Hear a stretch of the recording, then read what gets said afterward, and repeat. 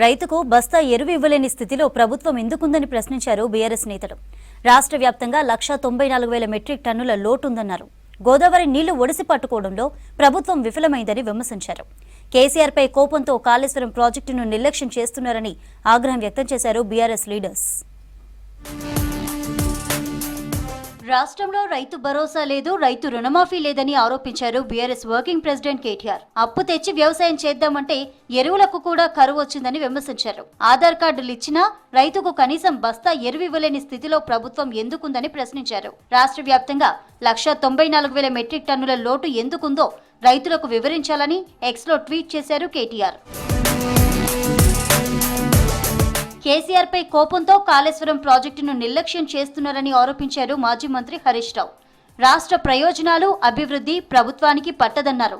మేడిగడ్డ బ్యారేజీ అన్ని గేట్లు తెరిచినా కన్నెపల్లి నుంచి నీళ్లు నింపుకోవచ్చన్నారు. ప్రభుత్వం మోటార్ లాంచ్ చేయకపోతే కన్నెపల్లికి కదిలి రైతులకు నీళ్లిచ్చి చూపిస్తామన్నారు. కృష్ణానది నీళ్లను ఏపీకి వదిలిపెట్టడమే రేవంత్ ప్రభుత్వ లక్ష్యమని ఆరోపించారు.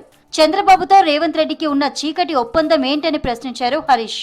కాళేశ్వరం ప్రాజెక్టును ఇవాళ కాంగ్రెస్ పార్టీ కేసీఆర్ మీద కక్షతోనో కడుపు మంటతోనో ఇవాళ కాదనుకుంటా ఉంది.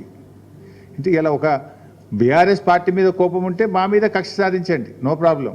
కానీ రైతులు ఏం తప్పు చేశారు, రైతులకు ఎందుకు శిక్ష వేస్తున్నారని ఇవాళ బీఆర్ఎస్ పార్టీ ప్రశ్నిస్తూ ఉంది. ఏకలవ్యుడి భవనాన్ని త్వరగా పూర్తి చేయాలని కాంగ్రెస్ ప్రభుత్వాన్ని డిమాండ్ చేశారు తెలంగాణ జాగృతి అధ్యక్షురాలు కవిత. కేసీఆర్ మొదలుపెట్టిన ఏకలవ్య భవన నిర్మాణాన్ని పూర్తి చేయని దుస్థితిలో తెలంగాణ సర్కారుందన్నారు. హైదరాబాద్ ట్యాంక్ బండ్ దగ్గర ఏకలవ్యుడి జయంతి ఉత్సవాల్లో పాల్గొన్నారు కవిత.